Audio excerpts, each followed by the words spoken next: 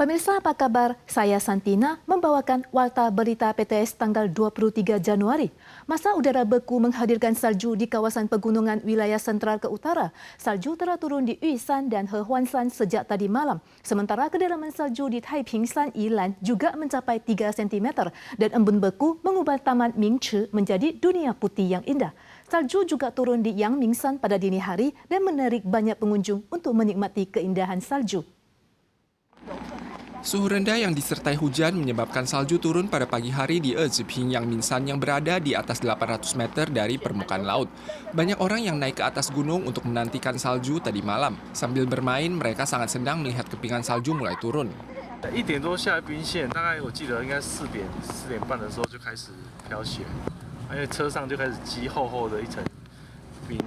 Mengambil salju di tanah, para pengunjung mulai saling melemparkannya. Salju mulai turun tanggal 23 dini hari di area Taman Taipingsan Yilan.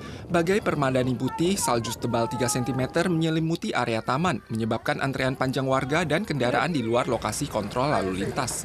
这是第一次看到雪，感觉怎么样？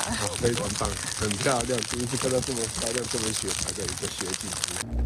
Titik kontrol dipasang pada kilometer ke-16,1 di Jalan Provinsial Yilan. Berhubung ada bekuan es di jalan setelah kilometer ke-17,5, pengunjung yang naik gunung untuk menikmati salju diwajibkan memasang rantai salju.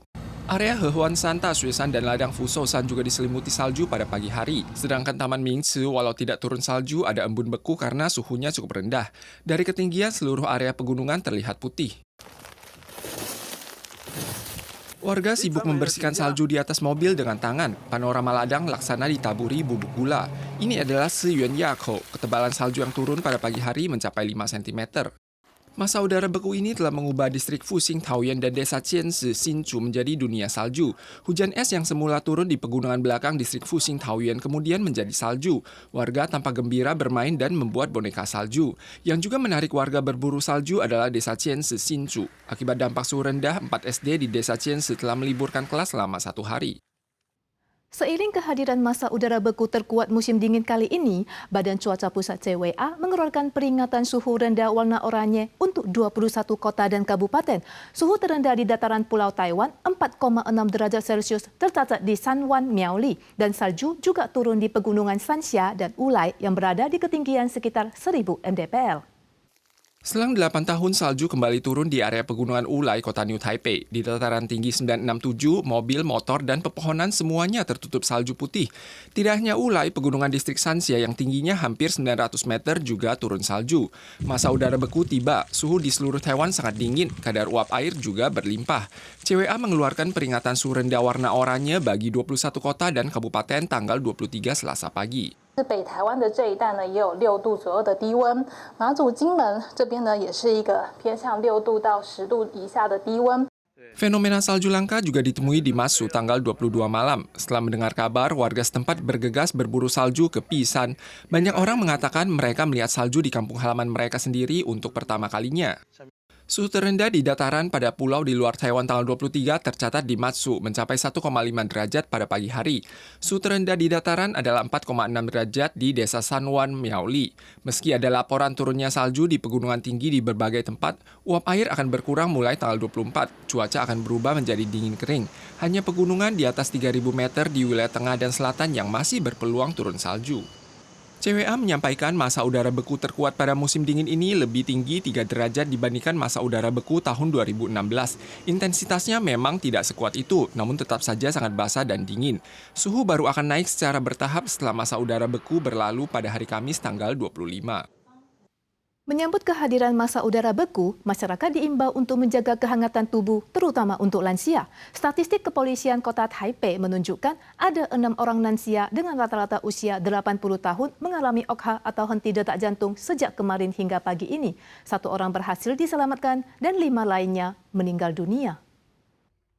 Tim penyelamat di seluruh Taiwan sibuk melakukan tugasnya seiring hadirnya masa udara beku. Menurut statistik, jumlah pasien darurat yang mengalami OKH dalam 3 hari dari tanggal 20 hingga 22 mencapai 241 pasien. Mengenai apakah ada hubungan kematian mendadak dengan cuaca dingin masih perlu diselidiki. Dalam hal ini, Departemen Damkar Kota Taipei mengingatkan kaum lansia, terutama pasien kardiovaskular dan alergi, harus menyiapkan peralatan penghangat tubuh. Omset restoran hotpot yang naik seiring kehadiran masa udara beku membuat permintaan telur melonjak. Serikat Pekerja Pengusaha Telur menaikkan harga telur sebanyak $2 Taiwan setelah pembahasan. Mulai besok, harga telur di daerah produksi akan naik dari $38,5 Taiwan menjadi $40,5 Taiwan per 600 gram. Permintaan telur industri mamin dan restoran hotpot melonjak seiring mendinginnya cuaca. Ditambah naiknya harga grosir telur sebanyak $2 Taiwan per 600 gram sejak hari Senin membuat pesanan telur bertambah.